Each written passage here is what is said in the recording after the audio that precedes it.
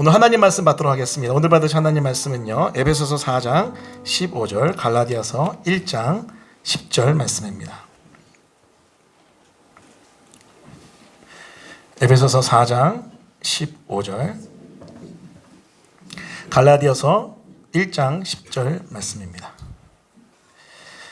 네, 우리 짧은 말씀이니까요, 다 같이 한 목소리로 하나님 말씀 받겠습니다. 시작. 오직 사랑 안에서 참된 것을 하여 범사에 그에게까지 자랄지라. 그는 머리니 곧 그리스도라. 이제 내가 사람들에게 좋게 하랴, 하나님께 좋게 하랴, 사람들에게 기쁨을 구하랴. 내가 지금까지 사람의 기쁨을 구하였다면 그리스도의 종이 아니니라. 아멘. 오늘 말씀은요, 에베소서 4장 15절 그리고 갈라디아서 1장 10절 말씀을 본문으로 복음 중심적 삶 네 번째입니다. 복음은 사랑 안에서 진리를 이야기한다. 복음은 사랑 안에서 진리를 이야기한다는 제목의 하나님 말씀을 증거하겠습니다. 여러분, 서점에 가보면은요, 베스트셀러 혹은 스테디셀러 한쪽을 꼭 차지하는 한 파트가 있습니다. 그것은 바로 인간관계에 대한 책 분야예요. 인간관계. 여러분, 혹시 인간관계 관련된 책 중에 여러분 읽었던 책 있으십니까? 가장 많이 알려진 책은요, 데일 카네기라는 분이 쓰신 인간관계론. 정말 많은 분들이 읽은 책입니다. 여러분 한번 읽어보셨으면 좋겠어요. 물론 사람 중심적으로 써져 있습니다. 자, 그리고 최근 한 몇 년 사이 많이 읽힌 책은요, 일본인들 저자로 한 미움받을 용기, 이런 책 들어보셨죠? 제목 미움받을 용기, 1, 2 나왔는데 많이 읽히고 있습니다. 그리고 최근 나온 책 중에 하나는요, 김창옥 씨가 쓰신 지금 사랑한다고 말하세요라는 책입니다. 김창옥 씨 소통 전문가고 사실은 기독교인이십니다. 굉장히 탁월한 소통 전문가신데 좋은 책 쓰신 것 같아요. 자, 이렇게 많은 책들, 인간관계에 대한 여러 책들이 읽히고 또 팔리고 있는데 왜 그럴까요? 여러 이유가 있겠지만은 그만큼 인간관계가 우리의 삶 속에 중요하고 또 한편으로는 어렵기 때문입니다. 너무나 중요하지만 어렵기 때문에 이 책을 통해서 지혜를 얻고자 많은 사람들이 책을 읽게 되죠. 자, 그렇다면 여러분, 책 중에 책, 더 북, 성경은 인간관계에 대해서 뭐라고 얘기할까요? 그리고 성경이 이야기하는 핵심인 복음은 인간관계에 대해서 무엇을 우리에게 가르칠까요? 우리는 지금 계속해서 복음 중심적 삶을 배우고 있습니다. 자, 복음 중심적 삶을 살아가는 지체들에게는 이 인간관계 할 때, 특히 인간관계에 있어서 여러분 하이라이트가 갈등의 순간을 어떻게 이겨나가는가 아닌가요? 자, 이 갈등의 순간을 복음 중심적 삶을 사는 믿음의 사람들은 어떻게 반응하며 살아가야 될까요? 자, 오늘은요, 이런 인간관계에 있어서 특히 갈등에 있어서 복음이 어떻게 적용되고 작동하는지를 살펴보면서 우리 인간관계를 한번 돌아봤으면 좋겠습니다. 이것을 통해서 인간관계조차도 복음 중심적으로 살아가는 그런 믿음의 역사가 있기를 예수님의 이름으로 축원합니다. 아멘. 감사합니다. 자, 그러면 우리가 복음을 한번 다시 살펴볼게요. 여러분, 지난주 제가 다른 설교했기 때문에 그 전에 증거했던 복음에 대해서 다시 한번 정리하고 가겠습니다. 여러분, 우리가 계속해서 복음을 이미지로, 도표로 나눴는데요. 보여주시면요. 여러분, 인간이 시간을 따라서 이렇게 쭉 살아가다가 복음을 듣습니다. 그 복음을 듣는 가운데 깨닫게 되죠. 뭘 깨닫습니까? 하나님의 거룩하심을 깨닫게 됩니다. 그런데 하나님은 너무 거룩하시지만 나는 너무나 악한 죄인임을 깨닫게 돼요. 그 가운데 이 간격이 생길 때 우리는요, 참담함을 느낍니다. 그리고 저주받을 거에 대한 두려움을 느끼죠. 하지만 여러분, 하나님은 사랑이시기 때문에 그 하나님의 거룩하심으로 우리를 저주하는 것이 아니라 하나님의 사랑으로 우리 대신 하나님의 아들 예수님을 이 땅에 보내사 대신 저주받아 죽게 하심으로 우리를 구원해내시죠. 소위 말하는 하나님의 거룩하심과 나의 죄 사이에 생긴 간격을 십자가 사랑으로 우리 주님은 뛰어넘게 하십니다. 자, 이것이 바로 여러분 도표를 통해서 여러분에게 증거한 복음의 메시지인데요. 이 도표에 나타난 메시지를 한 문장으로 쪼려보면 이렇게 이야기할 수 있을 것 같아요. 따라해 보겠습니다. 나는 생각보다 더 죄인이지만 하나님은 생각보다 더 사랑하신다. 다시 한번, 나는 생각보다 더 죄인이지만 하나님은 생각보다 더 사랑하신다. 네, 맞습니다. 우리가 생각하는 것보다 훨씬 큰 죄인이기 때문에 도대체 하나님의 영광스러운 거룩함에 도달할 수가 없어요. 우리의 행위, 우리의 위선으로는 절대로 메이크업할 수 없습니다. 오직 하나님으로부터 쏟아부어지는 십자가 사랑이 모든 것을 뛰어넘게 하죠. 그것이 바로 이 도표에 나타난, 이 복음 도표에 나타난 나는 생각보다 더 죄인이지만 하나님은 생각보다 더 사랑하신다는 메시지입니다. 자, 그런데 이 메시지가 내 영혼의 구원을 넘어서 다른 사람과의 인간관계에서도 충분히 적용할 수 있다는 거예요. 여러분, 사실 기억하십시오. 여러분, 인간관계는요, 복음이 가장 극명하게 투영되는 현장입니다. 여러분, 왜 그렇습니까? 하나님 우리를 하나님의 형상 따라 만드셨잖아요. 근데 하나님의 형상이 관계 공동체로 존재하시잖아요. 성부, 성자, 성령, 삼위일체 하나님, 관계 공동체. 그렇기 때문에 우리도 하나님이 관계 공동체로 만드셨는데, 여러분, 복음으로 말미암아 거듭난 우리 한 사람 한 사람이 그 복음을 우리 삶 가운데 잘 나타내 사는지 보려면요, 인간관계를 보면 알 수 있어요. 소위 말하는 인간관계는 복음이 가장 잘 투영된 현장이기 때문에 그래요. 그래서 도대체 이 복음이, 우리가 방금 나는 생각보다 더 죄인이지만 하나님은 생각보다 더 사랑하신다는 이 복음이 인간관계, 특히 갈등의 현장에서 어떻게 반영될 수 있는지, 그것들을 한번 살펴보도록 하겠습니다. 자, 여러분, 보통 우리가 갈등이 생기면 어떻게 대처하나요? 많은 경우 죄인들, 보통의 사람들은요, 두 가지로 대처하는 것 같아요. 첫 번째는요, 바로 공격입니다. 공격은 뭐예요? 한번 보세요. 여러분, 여기 해당될 수도 있습니다. 아니면 두 번째, 아니면 번갈아 가면서, 공격은요, 정의를 소중하게 여기는 사람이에요. 그렇기 때문에 누가 옳고 그른가를 아주 중요하게 여깁니다. 옳고 그름을 아주 세밀하게 잘 따져요. 그러면서 공격합니다. 갈등이 생겼을 때. 자, 이런 사람들 어떠한 마음의 흐름이 있냐면요, 첫 번째는 나는 분노나 불만을 삭히는 게 아니라 발산합니다. 와, 쏟아내요. 그걸 통해 해소합니다. 자, 두 번째는 무엇입니까? 두 번째는 나는 경노하며 나의 주장을 펼칩니다. 그 분노하는 걸 넘어서 그 분노 속에서 옳고 그름을 세밀하게 이야기하며 지적해요. 자, 세 번째, 그 가운데 여러분, 내가 이걸 어떻게 알지? 이게 증명될 수 있는가라고 하면서 자기 자신에게 계속 되묻습니다. 논리성을 계속 찾아요. 그리고 옳고 그름을 계속 찾습니다. 그리고 그 다음 어떻습니까? 그 다음에 싸움을 한번 시작하면요, 끝까지 가요. 절대로 물러나지 않습니다. 왜냐하면 논리적으로 끝맺음 맺어야지 내가 시원하거든요. 자, 그리고 다섯 번째는요, 갈등의 원인을 파헤치기 위해서 계속해서 내 자신에게 또 상대방에게 변호사처럼 신문합니다. 자, 그 다음 상대방을 사랑하는 것보다는요, 논쟁에서 내가 이겨서 정의를 지키고 내가 높아지는 게 중요해요. 자, 그리고 마지막, 나로 인해 시작된 논쟁이라도 논쟁의 원인을 상대방의 문제로 돌립니다. 나에게 돌리는 순간 내가 의롭지 않기 때문에 무너지는 거죠. 상대방에 돌리는 거. 자, 여러분, 이렇게 공격하는 사람들이 갈등을 대처하는 하나의 모습일 수 있죠. 여러분, 여기에 해당되는 분 혹시 있지 않습니까? 있지 않습니까? 나는 해당이 안 된다는 표정으로 쳐다보시는데 분명히 있습니다. 자, 그런데 여러분, 이런 사람들의 마음 가운데는요, 어떤 우상이 있을까요? 여러분, 우리 지지난주 설교, 우리는 여러분 이명 가운데 다 하나의 우상을 가지고 있다 그랬잖아요. 이렇게 상대방을 공격하고 옳고 그름을 따지는 그 마음 중앙에는 어떤 우상이 있을까요? 제가 깊이 묵상하고 연구해 보니까 이런 우상이 있을 수 있어요. 바로 자기의가 가득한 거예요. 내 의가 가득해서 내가 옳지 않으면 안 돼요. 그렇기 때문에 계속해서 상대방의 그름에 대해서, 잘못된 거에 대해서 판단하고 정죄하죠. 그리고 내 자존심이 무너지면 안 됩니다. 내 자존심만큼 끝까지 지켜야 돼요. 그리고 그 깊은 곳에서는요, 내가 높아지려고 하는 교만이 숨겨져 있습니다. 여러분, 어떤 하나의 패턴인데요, 내가 예를 들어볼게요. 저 개인을 예를 들어볼게요. 내가 어떠한 사람에게 막 분노해요. 막 분노하는데 그 죄를 깨달았어요. 이상하다. 내가 왜 분노하지? 잠잠하게 제 마음을 들여다봤어요. 알고 보니까 제가 그 사람을 판단하고 정죄하고 있는 거예요. 근데 왜 판단하고 정죄하고 있는지 더 깊이 묵상해 보니까요, 내가 의롭기 때문에 넌 틀렸어. 그렇기 때문에 판단하고 정죄하는 거고, 그 안에는 내가 높아지려고 하는 마음이 가득 담겨 있습니다. 제가 제 아내에게 가장 많이 듣는 얘기가 뭐냐면은, 그래, 옳아서 좋겠다. 그런 얘기 제일 많이 듣습니다. 그래, 다 맞네. 근데 가만히 듣고 보면은요, 감사한 게 아니에요. 내가 이겼다, 그게 아니라, 왜 꼭 그렇게 옳은 걸 얘기해야 되느냐라는 포인트죠. 그 마음 뭐죠? 그 마음에 있는 메시지는 뭐죠? 그렇게 옳게 이야기하면서 나를 정죄하는 게 힘들다는 거 아니겠습니까? 여러분 가운데 아마 그렇게 반응하고 사람들에게 이야기하는 사람 있을 수 있습니다. 그것이 첫 번째, 공격하는 모습이에요. 자, 두 번째, 갈등 대처 방법. 여러분, 이 두 번째를 제가 깨닫고요, 진짜 이거는 많은 사람들이 공감할 수 있겠다는 생각이 들었는데, 두 번째, 회피입니다. 회피. 갈등이 생겼을 때 회피예요. 회피가 나쁜 거다라고 생각을 안 할 수 있습니다. 근데 잘 보세요. 회피도요, 죄일 수 있습니다. 갈등을 무시하거나 피하고 논쟁해야 할 때면 침묵하거나 냉담하고 소극적인 반응을 보이는데, 자, 들여다볼게요. 회피하는 사람의 특징.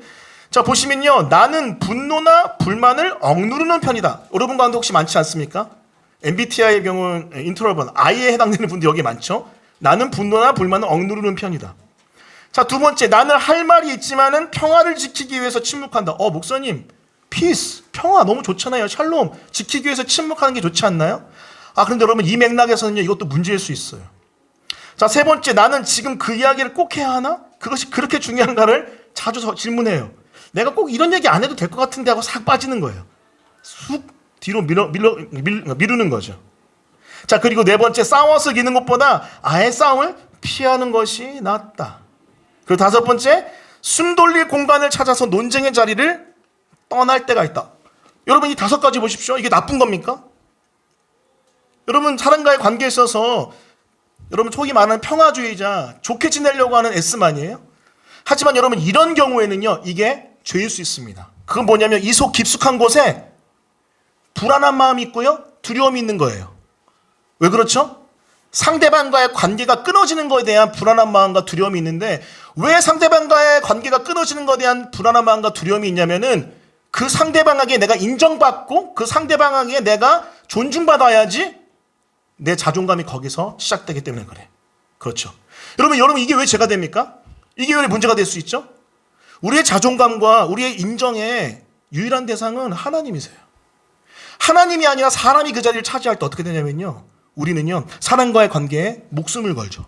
그래서 여러분, 어떤 사람이 나에게 한마디 한 걸 가지고 너무 심각하게 생각해요. 너무 괴로워해요. 그래서 하루 종일 그 말이 떠나지 않아요. 그래서 어떻게 해요? 고민하다 그 사람에게 연락해서 내가 잘못한 것 같다, 내가 문제인 것 같다 막 이야기하지만 사실 그 안에는요, 그 사람을 향한, 인간을 향한, 그 관계를 향한 우상숭배, 인정의 우상숭배가 깊이 숨겨져 있을 수 있습니다. 한 예를 들어드릴게요. 또 제 예를 드는 게 가장 편한 것 같아요. 제가 여러분 한국에서 청년 사역할 때 굉장히 좀 이렇게 강한, 마치 세리완처럼 회개하라, 천국에 가까이 하느냐, 이렇게 사역하는 스타일의 사역자였어요. 감사하게도 거기 하나님이 역사하셔서 많은 지체들이 진짜 회개했고 저로부터 돌이키는 역사와 은혜가 있었습니다. 근데 미국으로 건너갔어요. 미국 건너갔는데 이민교회를 딱 만나니까요, 세상에 여기서 회개하라 하면은 너나 해라 그럴 것 같은 거예요. 그래서 쭉 듣다 보니까 이분들이 상처가 너무 많은 거예요. 너무 많은 거예요. 그래서 이분들한테는 회개하라, 여러분 회개하라고 하는 것도 여러분 축복이에요. 아무나한테 못해요. 감당할 수 있을 때 하는 거예요. 근데 거기 보니까요, 회개하라 하면은요, 픽픽 쓰러지겠는 거예요. 그래서 안 되겠다. 이분들은 회개하라 하기 전에 내가 계속 끌어안아줘야겠다.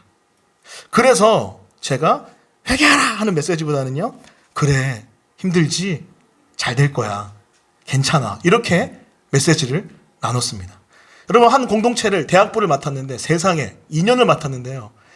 사실 그 전에 저와 함께 살겠던 지체들은 상상하지 못하는데, 회개하라! 이런 메시지 거의 안 하고요. 특히 1대1로 만났을 때 화낸 적이 단 한 번도 없습니다. 단 한 번도 없어요. 진심이에요. 정말로. 단 한 번도 화를 내지 않고, 괜찮아. 그럴 수 있어. 힘내자. 화이팅. 손잡아주고 같이 중보기도. 이렇게 사역했어요. 근데 여러분, 시간이 흐르는데 좀 이상한 거예요. 좀 이상해요. 애들이 어떻게 저를 여겼냐면요, 저보고 막 삼촌이래요. 아빠래요. 무슨 소리, 지금 한국에서는 삼촌 아빠 이런 얘기 들어보지도 못했거든요. 우리 지체들이 제가 부담스러워서 막 피해 다니고 그랬는데, 거기서는, 미국에서는, 이민교회에서는 저보고 삼촌이라고 그러고 아빠라고 그런 거예요. 근데 여러분, 그게 좋긴 했지만 제가 깊이 깨달은 게 하나 있어요. 지체들이 안 변해요. 지체들이 하나님께 안 돌아와요. 그냥 딱 그 상태에만 머물러 있어요. 그리고 제 내면을 보니까요, 어떤 두려움이 있는 줄 아세요? 내가 회개하라 그러면서 진리를 잘못 얘기했다가 애들한테 버림받으면 어떡하지라는 두려움이 제 안에 이렇게 오롯이 자리 잡고 있더라고요. 이게 이제 한국에서 하도 제가 세게 사역하다 보니까 지체들이 많이 놀라서 도망가기도 했거든요. 거기에 대한 트라우마도 있고, 이민교회를 가니까 이민교회에서 소위 말해서 살아남으려면은 그렇게 안아주고 품어주는 게 주가 돼야 된다는 걸 너무 강하게 인식하다 보니까 어떻게 돼요? 그 관계가 힘들어질지라도 진리를 이야기할 때는 이야기해야 되는데, 그게 아니라 그냥 다 괜찮다고 얘기한 거예요. 소위 말하는 무엇입니까? 제 안에는 두려움이 있었어요. 그들에게 인정받지 못하면 어떡할까? 그 뒤 나를 떠나면 어떡할까라는 그 두려움이 제 안에 우상이었고 그 인정이 우상이었습니다. 이것을 깨닫고 회개한 다음에 다시 하나님 앞에 돌아와서 사랑 안에서 진리를 이야기하는 법을 배워가는데 쉽지만은 않았습니다. 자, 아무튼 여러분, 첫 번째는 공격일 수 있고요. 두 번째는 회피일 수 있어요. 여러분, 어디에 해당됩니까? 어떤 사람은 상황에 따라 또 시간의 흐름에 따라 어떤 땐 공격할 수 있고 어떤 땐 회피할 수 있습니다. 다 다양하게 나타날 수 있어요. 자, 그런데 중요한 건 뭐냐면요. 둘 다 전혀 복음적이지 않습니다. 전혀 성경적이지 않습니다. 소위 말하는 세속적이에요. 자, 그렇다면은 이런 공격 혹은 회피의 반응은요, 어떻게 하면은 복음 중심적으로 바뀔 수 있을까요? 자, 먼저 공격을 살펴볼게요. 공격하는 사람들, 결국 그 마음 안에 뭐가 있다고요? 자기 의가 있고 자존심이 있고 내가 높아지려고 하는 교만이 있죠. 자, 그런 사람들에게 다시 한번 복음을 묵상하며 적용해야 됩니다. 자, 그 다음 페이지 보여주신 바로 복음이 이거예요. 복음은 내가 생각한 것보다 난 더 큰 죄인이라는 거예요. 내가 그 사람을 정죄하고 판단하여 분노하지만, 그래서 막 뭐라고 하지만 사실은 알고 보니까 내가 더 큰 죄인일 수 있어요. 아니, 더 큰 죄인인 거예요. 따라해봅니다. 나는 생각보다 더 죄인이다.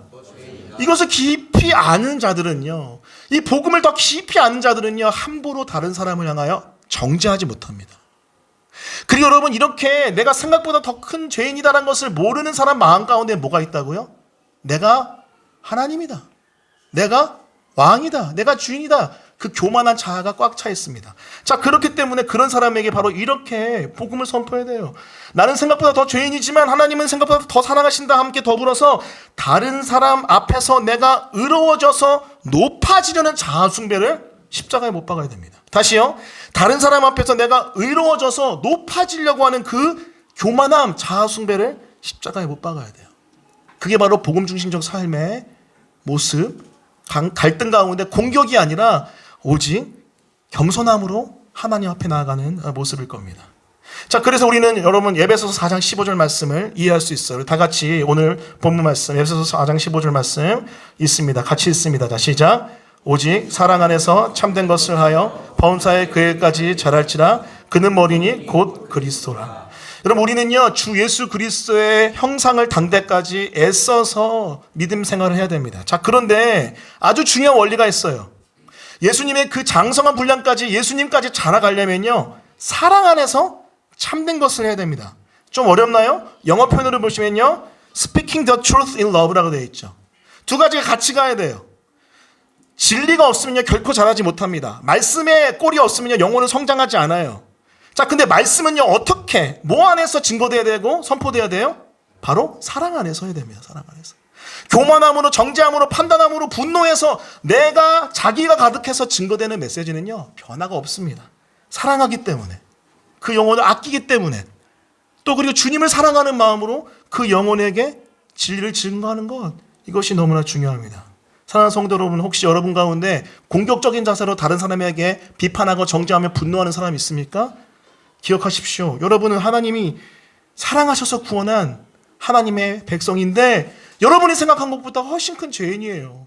그렇기 때문에 나를 구원하신 그 주님께 감사하면서 겸손하게 다른 사람을 향해서도 사랑 안에서 진리를 나누는 그런 자들이 되었으면 좋겠습니다. 이것이 우리가 기억해야 될 갈등 가운데 공격이 아닌 사랑 안에서 복음을 나누고 진리를 나누는 사람의 모습일 것입니다. 자, 두 번째는요, 회피하시는 분들, 그 마음 가운데 어떠한 복음적 적용이 있어야 될까요? 바로 이겁니다. 회피하는 사람들은 불안한 마음, 특히 두려움이 있다고 그랬죠? 관계가 끊어지고 그 관계로부터 인정받지 못할까봐 소위 말하는 인정의 우상이 있습니다. 자, 그 가운데 여러분 이렇게 복음을 증거하고 선포해야 돼요. 나는 생각보다 더 죄인이지만 하나님은 생각보다 더 사랑하신다. 따라합니다. 하나님은 생각보다 더 사랑하신다. 그 사람으로부터 받는 사랑에 여러분의 뿌리를 두지 마세요. 그 관계에 여러분의 뿌리를 두지 마십시오. 우리의 뿌리는 누구한테 있어요? 하나님께 있는 거예요. 우리가 죄인이지만 하나님은 생각보다 여러분을 엄청 사랑하신다니까요. 그 하나님의 사랑에 뿌리를 둬야지 진짜 그 사람을 사랑하고 섬길 수 있는 거예요. 그리고 그 하나님만 높이면 되는 거예요. 나 자신이 높여질 필요가 없어요. 그게 바로 우리가 기억해야 될, 하나님은 생각보다 우리를 사랑하는 그 메시지를 통해 우리의 내면이 변화되는 거예요. 여러분, 한 가지 고민해 볼게요. 생각해 볼게요. 여러분, 다른 사람에게 왜 인정받고 싶으세요? 여러분 저 이거 진짜 고민 많이 해봤거든요. 왜 인정받고 싶으세요? 여러분 다른 사람에게 인정받고 싶어하는 마음 깊숙한 곳에 내가 높아지고 싶은 마음이 있더라고요. 단순히 내 의와 내 교만과 내 자기 자랑으로 막 다른 사람을 압도하여 높아지고 싶은 마음 말고요. 관계 가운데 왜 내가 그렇게 인정받고 싶냐면요. 그 사람의 인정을 통해 내가 아주 깊숙한 곳에서 높아지는 거예요. 내가 자기 의로 만족스러워지는 거예요. 이게 관계 가운데 깊숙하게 들어있는 자아 숭배의 모습입니다. 제가 이걸 발견하고요. 깜짝 놀랐어요. 이거 정말 깊이, 여러분 이거는 제가 복음 중심적 삶 그 책과 더불어서 제 깊은 묵상을 연결해서 한 설교입니다. 깨달은 거예요. 내가 왜 그렇게 관계에 집착하고 내가 왜 그렇게 그 이민 1.5세들에게 인기를 얻으려고 하지? 쭉 들어가 보니까요. 제가 높아지고 싶은 거예요. 제가 그들의 인정을 통해서 제 자신이 존중받고 싶은 거예요. 알았어요. 여기도 우상숭배가 있구나. 자, 그렇다면 어떻게 해야 될까요? 그렇다면 우리는 무엇을 해야 될까요? 바로 다른 사람 앞에서 내가 인정받으면서 높아지려고 하는 마음을 십자가에 못 박아야 됩니다. 다시요. 다른 사람 앞에서 내가 인정받아 높아지려고 하는 자아숭배를 십자가에 못 박아야 돼요. 자, 그래서 여러분 저는 그런 지체들에게 갈라디아서 1장 10절을 선물합니다. 사실 이 설교 상담할 때 많이 이 말씀을 주는데요. 제가 10절 말씀 다 같이 읽습니다. 자, 시작. 이제 내가 사람들에게 좋게 하랴 하나님께 좋게 하랴 사람들에게 기쁨을 구하랴 내가 지금까지 사람들의 기쁨을 구하였다면 그리스도의 종이 아니니라. 사도 바울은 자기의 정체성을 그리스도의 종이라고 합니다. 오직 그리스도에 속한 자. 그렇기 때문에 그리스도에 속한 자는 결국 누구의 기쁨을 구합니까? 하나님의 기쁨, 그리스도의 기쁨을 구하죠. 근데 여러분 자꾸 우리가 이 땅에서 살 때에 헷갈리고 혼란스러울 때가 있어요. 사람들의 기쁨을 구할 때가 있는 거예요. 갈라디아 사람들이 그렇게 살았나 봅니다. 그래서 사도 바울이 이렇게 권면하죠. 너네 사람들의 기쁨 구하려 하지 마. 물론 교제함 가운데 그들과 사랑하며 기쁨을 추구하는 거 좋습니다. 중요합니다. 하지만 영혼의 뿌리를 사람들의 기쁨에 두면 안 됩니다. 어디에 두라고요? 그리스도 하나님의 기쁨에 둬야 되는 거죠. 여러분 그런데 왜 사람들의 기쁨에 뿌리 들려고 해요? 그들의 인정을 통하여 내가 높아지려고 하기 때문에, 그들의 존중을 통하여 내가 높아지려고 하기 때문에 그렇습니다. 하지만 기억하십시오. 우리는 누구다? 그리스도의 종입니다. 따라해 봅니다. 우리는 그리스도의 종이다. 오직 주님만 높아지시면 돼요. 제가 여러분 이민교회에서 청년 사역할 때 그런 마음이었던 것 같아요. 이민교회 환경 가니까요. 이민교회가 쉽지가 않은 거예요. 제가 한국교회에서 했던 방식과 전혀 다른 컨텍스트와 사역의 모습이었습니다. 자, 그 속에서 제가요. 그 지체들에게 인정받고 싶었던 것 같아요. 그 지체들에게 제가 높임받고 싶었던 것 같아요. 그래서 한국교회에서뿐만 아니라 이민교회에서 청년사역 잘한다는 이야기를 듣고 싶었던 것 같아요. 그런데 웬걸 2년 동안 꾹 참았는데요. 세상에. 아직도 기억납니다. 마지막 한 주 남겨놓고 제가 이제 청년부로 대학부가 아닌 청년부로 올라가기 그 전주에 처음이자 마지막으로 살짝 화냈습니다. 너네 그렇게 하면 안 돼! 라고. 처음으로 화냈어요. 옛날 같았으면 회개! 했을 텐데 그게 아니라 너네 그렇게 하면 안 돼! 이렇게 얘기했습니다. 근데 여러분 그거 아세요? 그 문제를요. 제가 6개월 전부터 보고 있었어요. 알고 있었어요. 그런데 얘기를 못했어요. 왜요? 그 지체가 불편할까 봐. 관계가 힘들어질까 봐. 근데 그게 결국은 6개월 뒤에 문제가 빵 터졌어요. 쉽지 않은 문제였습니다. 너무 괴로웠어요. 그때 다시 깨달았죠. 회피하면 안 되는구나. 회피하면 안 되는구나. 내가 그리스도의 기쁨을 구해야 되는데 사람의 기쁨을 구했구나. 비록 힘들지라도 사랑 안에서 진리를 얘기했어야 됐는데 내가 못했구나. 너무나 가슴 아픈 시간이었습니다. 사랑하는 성도 여러분, 복음은요. 사랑만 하는 게 아닙니다. 진리도 이야기해야 돼요.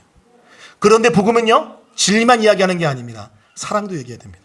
너무 어렵죠. 사랑 안에서 진리를 이야기하는 거. 하지만 우리는요. 십자가를 향해 가면은요. 할 수 있습니다. 그 십자가의 예수님을 가슴에 품으면 할 수 있어요. 왜 그렇습니까? 여러분 십자가가 그 사랑과 그 진리가 100%다 담긴 100% 다 담긴 진리의 하이라이트 아닙니까? 여러분 우리가 그 진리 안에서 당연히 십자가에 저주받아 우리가 지옥을 가야 하는 그런 영혼들이지만은 우리를 너무나 사랑해서 우리 주님이 대신 십자가에 지신 게 바로 사랑과 진리 100%다 나타나는 십자가의 진리 아닙니까? 그렇기 때문에 사랑 안에서 진리를 이야기하는 건 우리의 힘으로 할 수 없어요. 주님이 힘 주셔야 됩니다. 우리는 때로는 공격하고요. 때로는 회피하기 때문에 우리 힘으로 할 수 없어요. 정말 진심으로 그 영혼을 사랑하는 마음으로 진리를 이야기하려면은 우리 안에 계신 성령님을 의지해야 될 줄 믿습니다. 할렐루야. 자, 여러분 구체적으로 하나 말씀드려 볼게요. 그렇다면 갈등 안에 있는 교만과 인정 우상을 회개하는 방법을 제가 알려드리겠습니다. 우리 첫 번째, 두 번째, 세 번째 메시지랑 연결해서 한번 이야기해 볼게요. 자, 첫 번째는요, 갈등의 죄를요 인정하셔야 돼요. 이것조차도 시작 안 된 사람은 소망이 없습니다. 죄에 대한 감각 가운데, 성령께 주시는 죄에 대한 감각 가운데 갈등의 죄를 인정해야 되죠. 인정 안 하고 너가 잘못했어, 다 너 탓이야 하면은 여러분 1단계도 되지 않아요. 일단은 그 갈등의 순간에 나에게 죄가 있다는 것을 인정하고 고백해야 됩니다. 자, 그런데 거기에만 머물면 안 되고 더 들어가 봐야 돼요. 더 들어가 봐야 돼요. 이면에 어떠한 우상이 숨겨져 있는지, 교만이 있는지, 인정이 있는지 한번 깊이 묵상해 보십시오. 자, 그런데 발견했다면요, 자, 세 번째, 교만과 인정의 우상이 있음에도 여전히 나를 떠나지 아니하시고 사랑하시는 예수님께 감사하세요. 여러분, 세 번째가 왜 필요하죠? 만약에 교만과 인정의 우상을 발견한 다음에 내가 어떻게 해보려고 하면은요, 우리는 순간 우리 가운데 있는 행동이나 행위 아니면은 위선으로 자꾸 죄를 가리려고 합니다. 그게 아니라 인정하세요. 나는 죄인입니다. 인정하시고 여전히 사랑하시는 그 십자가 사랑을 여러분 확장시키고 선포하십시오. 자, 그 가운데 네 번째로 나갑니다. 네 번째 무엇입니까? 교만과 인정의 우상을 깨뜨리신 예수님을 바라보고 믿음으로 예배하세요. 주님, 제가 지금 이렇게 교만하고 자만하지만 주님, 내가 이 죄를 인정하지만 주님, 여전히 날 사랑하셔서 나와 함께 하신 주님이 이미 십자가에서 다 이기셨습니다라고, 부활의 능력으로 이기셨습니다라고 예배하는 가운데 다섯 번째, 회개하는 겁니다. 회개. 그냥 바로 깨닫자마자 회개하는 게 아니라 이렇게 깊이 내 안에 있는 우상을 발견하고 여전히 사랑하시는 그 주님의 사랑 안에서 그 주님의 십자가의 능력과 부활의 능력을 선포하면서 회개하는 것, 이것이 여러분 죄를 이기는 아주 구체적인 방법입니다. 여기 안에 보면은요, 복음을 믿는 역사가 다 적용이 되잖아요. 다시 말씀드려요, 우리 힘으로 회개하면은요 변화가 더디고 잘 안 됩니다.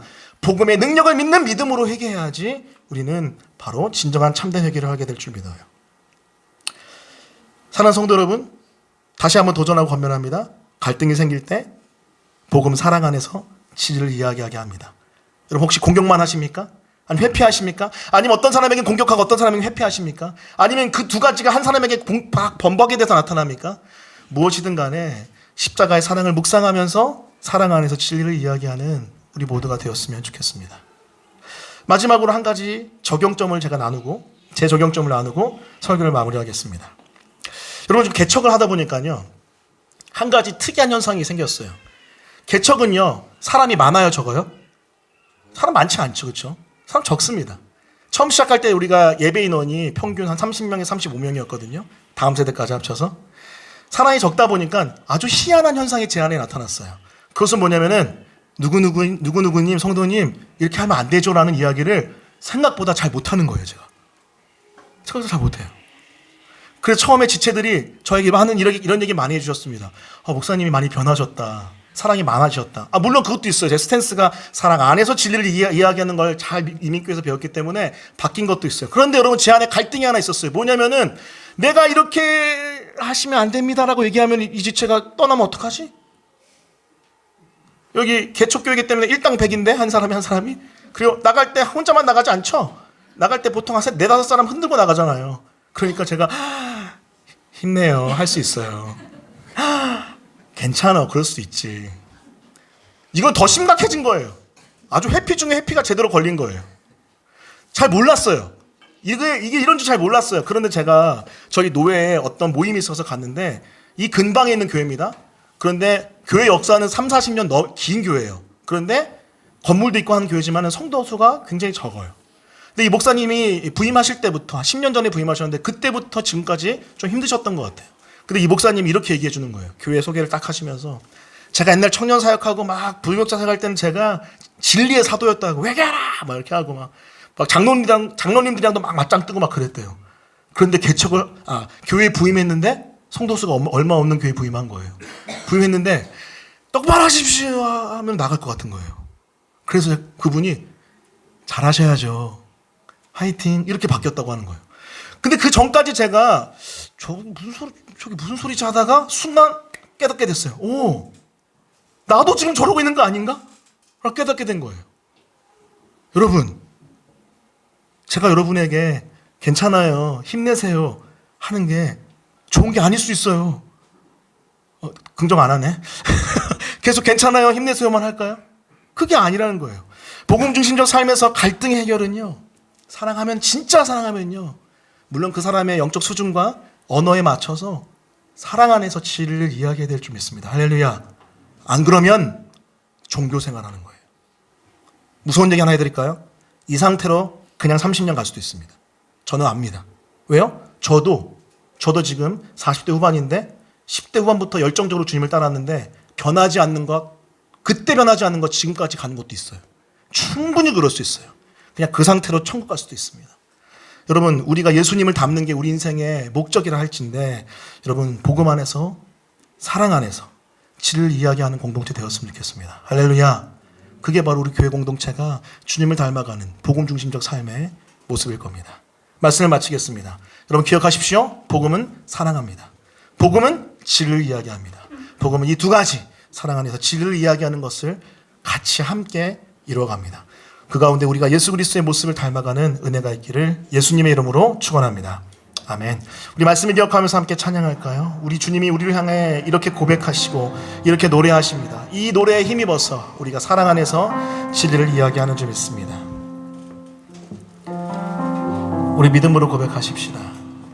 나의 사랑 너는 어여쁘고 참 귀하다. 나의 사랑 너는 어여쁘고 참 귀하다. 어느 보석보다 귀하다. 내가 사랑스럽지 않을 때 너를 온전히 사랑하고 너와 함께하려 내가 왔노라.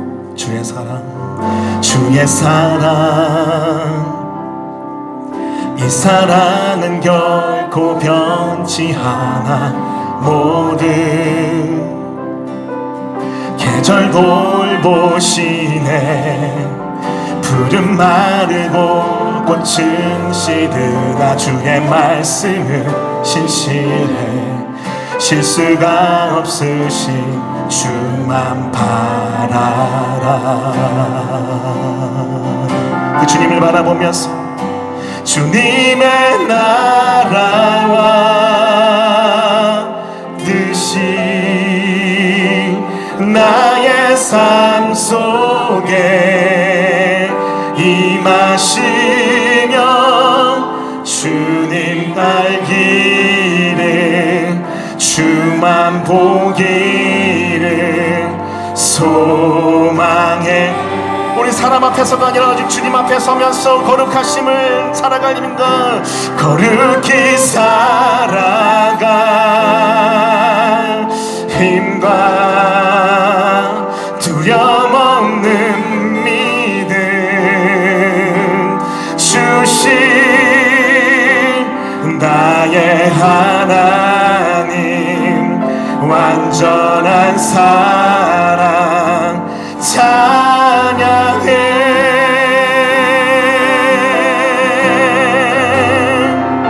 나의 사랑 너는 나의 사랑 너는 어여쁘고 참 귀하다. 어느 보석보다 귀하다. 내가 사랑스럽지 않을 때 너를 온전히 사랑 너와 함께 하려 내가 왔노라. 주님의 나라와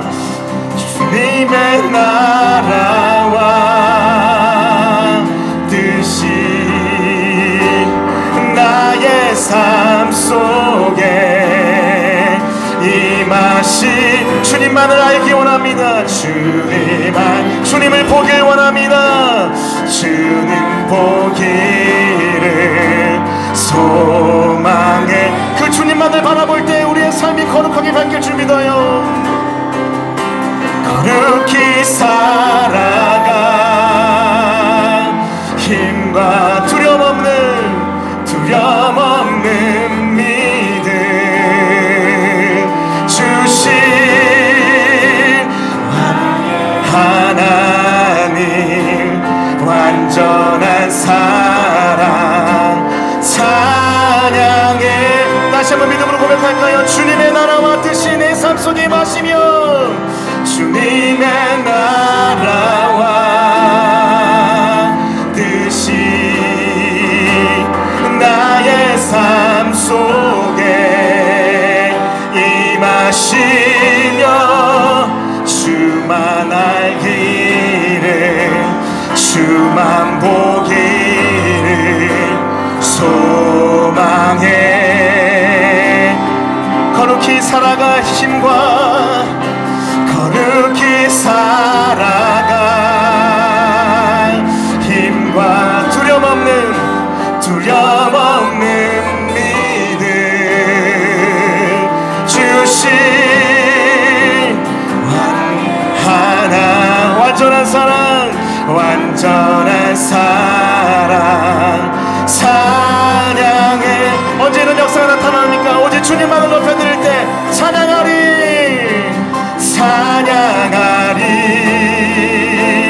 만군의 주 영원히 함께 하시네. 존귀하신 사랑의 왕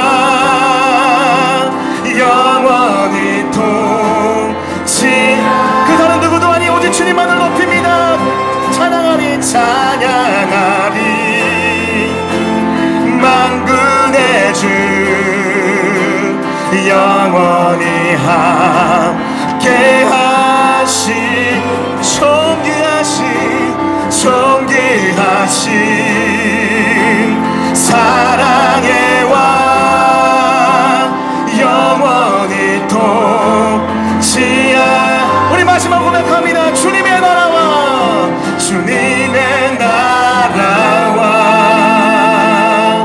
뜻이